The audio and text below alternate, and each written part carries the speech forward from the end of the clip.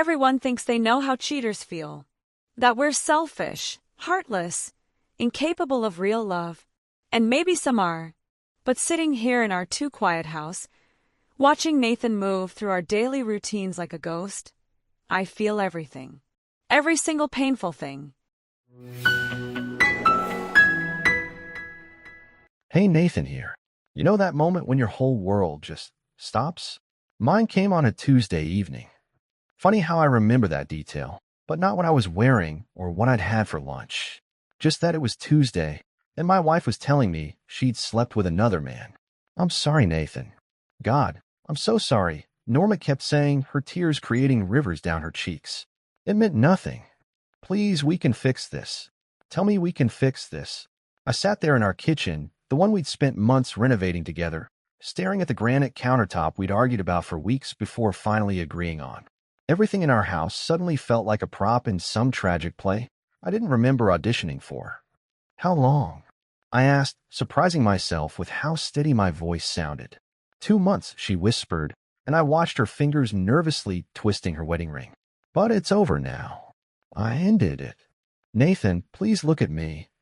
I did look at her, and that was probably my first mistake. Because when I saw her face, the face I'd woken up to for 10 years, I saw the woman I'd fallen in love with in college, the one who'd nursed me through pneumonia our second year of marriage, the one who knew exactly how I liked my coffee and could tell my mood just by the way I hung my keys when I got home. So I stayed. God help me, I stayed.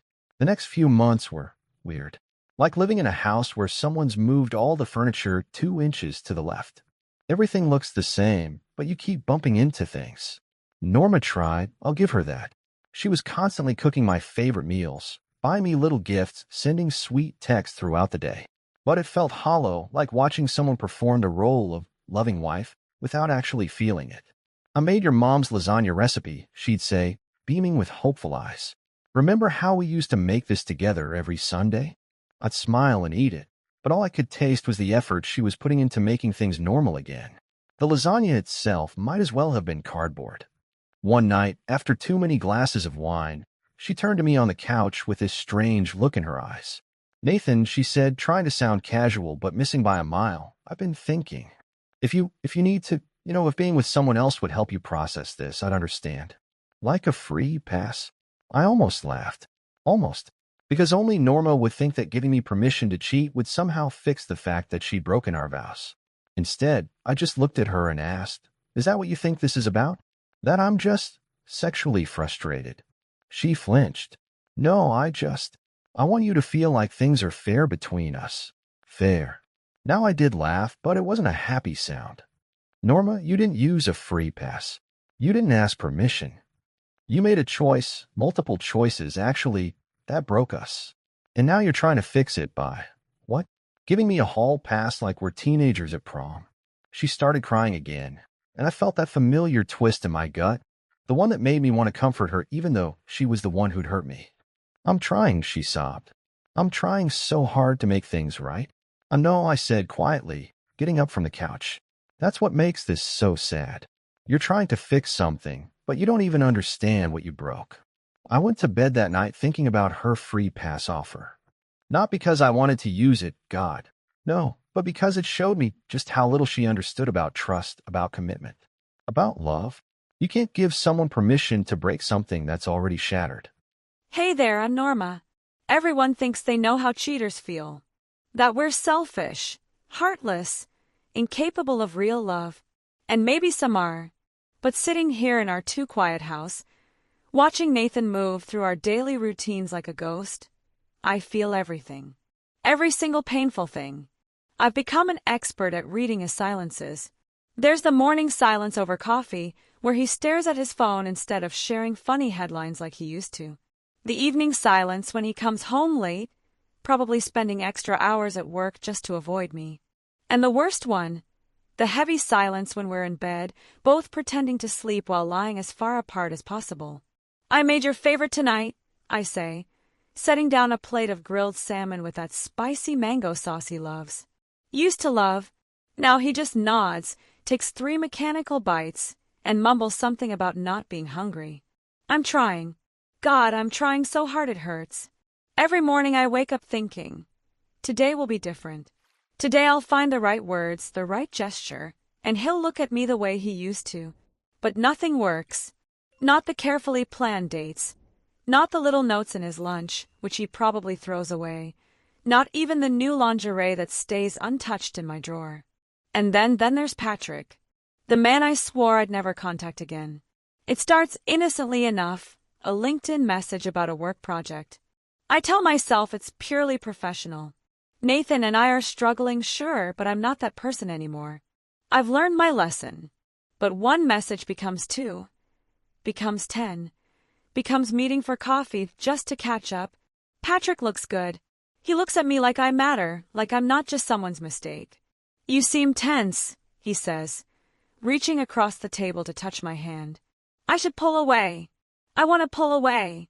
Instead, I find myself talking about Nathan's coldness, about the suffocating guilt, about how tired I am of trying to fix something that might be unfixable. Maybe, Patrick suggests softly, you're trying to fix the wrong thing. The texts become more frequent after that. Late at night, when Nathan's wrapped in his silence, my phone lights up with messages that make me feel seen, understood. Patrick remembers details about my day, asks questions about my feelings, sends me silly memes that make me laugh for the first time in months.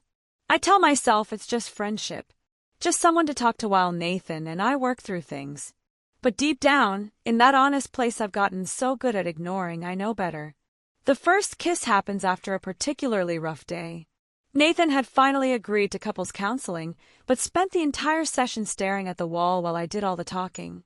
Patrick meets me for drinks, just to vent, and somehow we end up in his car, and then his apartment, and then, "This is wrong," I whisper, but I don't stop.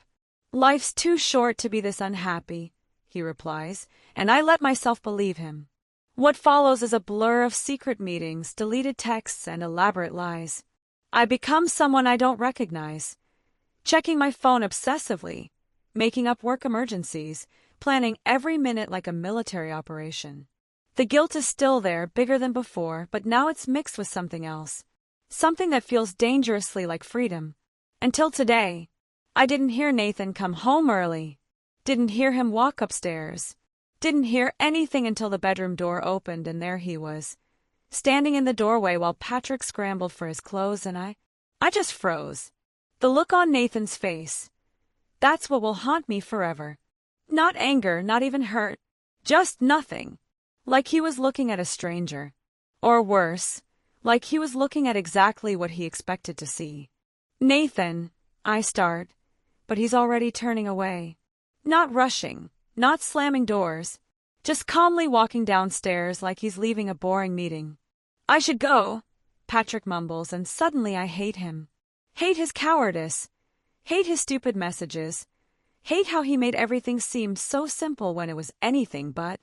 Now I'm sitting in our bedroom, my bedroom, surrounded by the evidence of my second betrayal. The sheets are still rumpled. There's a lipstick stain on a pillow. My phone keeps buzzing with messages I'm afraid to read. The house is quiet except for the sound of Nathan moving around downstairs. I should go down there. Should try to explain, to beg, to promise it won't happen again. But what's the point? We both know those promises are as empty as our marriage has become. I did this.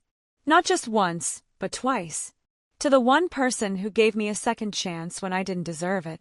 And the worst part, the absolute worst part, is that tiny, horrible voice in my head that whispers, maybe this is for the best.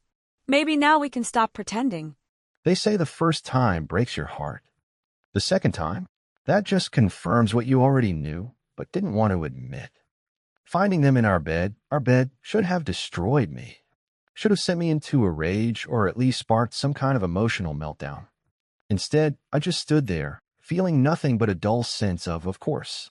Of course, this is happening again. And the kicker, it was the same guy. Not even a new mistake. The same one she'd sworn was nothing. The same one she'd promised to never see again. There's probably some cosmic joke in there somewhere, but I'm too tired to look for it. I walked downstairs, made coffee, and sat on our kitchen island while they fumbled around upstairs. Isn't that weird? Making coffee while your wife and her lover get dressed? But what else was I supposed to do? Yell? Break things? Been there, done that, got nothing but a couple of therapy bills to show for it. Sally from work noticed something was off the next day. She's good at that, noticing things. We've been working on the Johnson project together for months, and she's become something of a friend. The kind who brings you coffee without asking and knows when to talk about nothing just to fill the silence. You look like you haven't slept, she said, sliding a cappuccino across my desk. Want to talk about it? Then here's the strange thing I did. For the first time since this whole mess started, I actually wanted to talk. Not to a therapist who charged by the hour, or to a friend who'd known us as a couple and would feel obligated to take sides. Just talk. So we went for lunch. I told her everything. Both affairs, the sham of our reconciliation, even that ridiculous free pass Norma had offered. Sally just listened, really listened, without trying to fix anything or offer advice. You know what's funny? I said, pushing around the remains of my sandwich. When Norma first suggested that free pass, I thought it was the most absurd thing I'd ever heard. Now I'm wondering if maybe she had the right idea for the wrong reasons. Sally raised an eyebrow. What do you mean?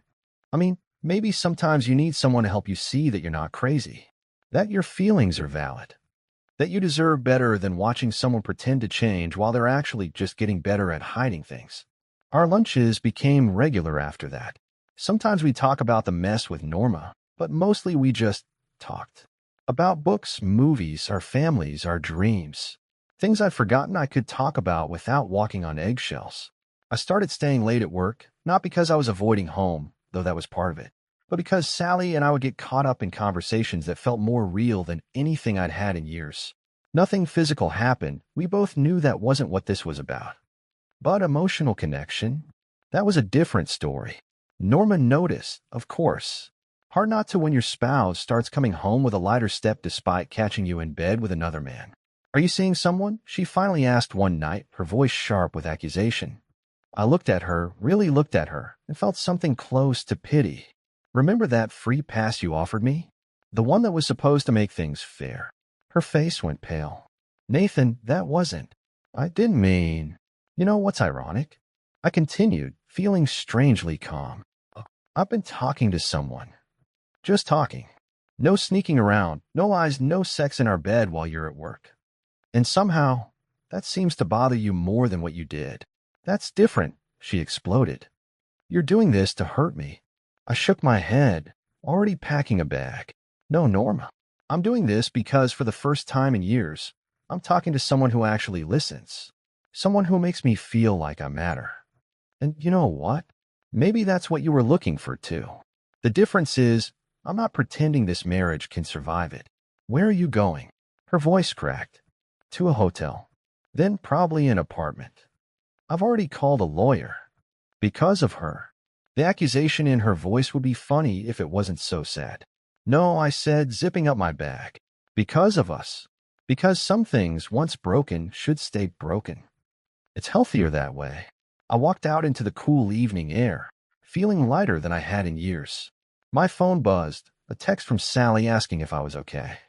I didn't answer right away. Instead, I just stood there, breathing in the possibility of a life where I didn't have to pretend anymore. Sometimes the bravest thing you can do is admit that letting go isn't giving up, it's growing up. The house echoes now. Every step, every movement bounces off the walls and comes back to mock me. Nathan's gone. Really gone. And Patrick, well, that's another spectacular mess I've made. You need to choose, I told him yesterday, my voice shaking with desperation. Your wife or me? The silence on the other end of the phone stretched, so long I thought we'd lost connection. Then, Norma, I can't do this anymore. What do you mean you can't? We love each other. Even as I said it, I knew how pathetic I sounded. No, we don't. His voice was tired, defeated. I'm not ready for a messy divorce by leaving my wife. Don't contact me again. Click. Just like that, no dramatic goodbye, no promises of eternal love, just a click in silence. The same way Nathan left, with quiet finality instead of the screaming match I'd expected, maybe even wanted. I keep wandering through the house like a ghost, touching Nathan's things that he hasn't picked up yet. His favorite coffee mug, the ratty Patriots sweatshirt he refuses to throw out, The framed photo from our honeymoon where we're both laughing at some stupid joke I can't even remember now. It's not fair, I whisper to the empty room. She's known him for what, a few months? I've known him for 10 years. But that's the thing about fairness. It doesn't care about time served. While I was busy destroying our marriage, this woman was simply being there. Listening. Caring. All the things I should have been doing instead of looking for escape routes. I tried calling Nathan earlier. Once, twice, 8 times. Finally a text, please stop calling. Anything urgent can go through the lawyer. The lawyer. Such a cold, final word. Like a full stop at the end of our story. I curl up on his side of the bed, which still smells faintly of his cologne. The irony isn't lost on me. I'm the one who cheated twice, yet here I am, clutching his pillow and crying like I'm the victim. Maybe that's been the problem all along. I've been so busy playing the lead in my own tragedy that I forgot this was supposed to be our love story. Patrick won't answer my calls either. His wife probably knows by now. Another marriage I've helped destroy. Another mess I've created. Except he gets to go home, beg forgiveness, promise to change. He gets a second chance, the same chance I got and threw away. The house feels massive now, stretching around me like a museum of mistakes. Every room holds a memory I can't escape. The kitchen where Nathan first told me he loved me, the living room where we danced after buying this house, the study where I first texted Patrick back instead of talking to my husband. I think about Nathan and Sally just talking. No sneaking around. No lies, no desperate attempts to justify wrong choices. It makes me hate her. Makes me hate him. Makes me hate myself most of all because I know, God, do I know, that they're not the ones who destroyed this marriage. The divorce papers will arrive soon. Nathan's lawyer made that clear. I should call my own lawyer, start protecting myself, dividing assets, all those practical things people do when their lives fall apart. Instead, I sit in our empty house, surrounded by the wreckage of 2 broken marriages, one mine, one narrowly escaped by Patrick, and finally face the truth. Some things can't be fixed. Some betrayals don't get third chances. Some stories just have to end, even if you're not ready to turn the last page.